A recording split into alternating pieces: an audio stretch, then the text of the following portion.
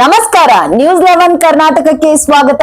ನಾನು ತಾನಂ. ಕಳೆದ ತಿಂಗಳು ಜನವರಿ 16ರಂದು ಮುಸುಕುದಾರಿ ದರೋಡೆಕೋರರ ಗ್ಯಾಂಗ್ ಒಂದು ವಿಜಯಪುರ ನಗರದ ಜೈನಾಪುರ ಲೇಔಟ್ನಲ್ಲಿ ರಾತ್ರಿ ಮನೆಯೊಂದರ ಮುಖ್ಯ ಬಾಗಿಲನ್ನ ಮುರಿದು ಒಳಗೆ ನುಗ್ಗಿ ಮನೆಯ ಮಾಲೀಕರಾದ ಸಂತೋಷ್ ಕನಾಳ್ ಎಂಬುವರಿಗೆ ಚಾಕುವಿನಿಂದ ಇರಿದು 1ನೆಯ ಅಂತಸ್ತಿನಿಂದ ಕೆಳಗೆ ಕೆಡವಿ ಗಾಯಪಡಿಸಿ ನಂತರ ಅವರ ಪತ್ನಿಯ ಕೊರಳಿನಲ್ಲಿದ್ದ 15 ಗ್ರಾಂ ಬಂಗಾರದ ತಾಳಿ ಸರವನ್ನ ಕಿತ್ತುಕೊಂಡು ಪರಾರಿಯಾದ ಘಟನೆ ನಗರದ ಜನತೆ ಬೆದರುವಂತೆ ಮಾಡಿತು.